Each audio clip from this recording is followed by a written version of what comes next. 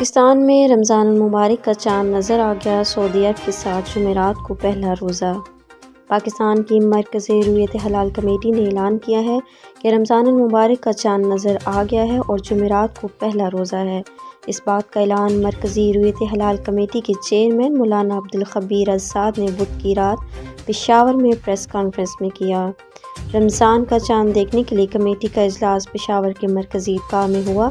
Zonal اور ضلعی رویت ہلال کمیٹی کے الگ الگ اجلاس بھی صوبائی دارالحکومتوں، ضلعی صدر مقامات میں منعقد ہوئے۔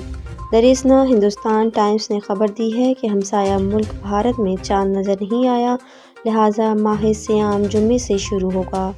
سعودی عرب میں منگل کی شام رمضان المبارک کا چاند نظر نہیں آیا تھا اور اس نے بدھ کو 30 شعبان کے بعد جمعرات کو ماہ صیام کے آغاز کا اعلان کیا تھا۔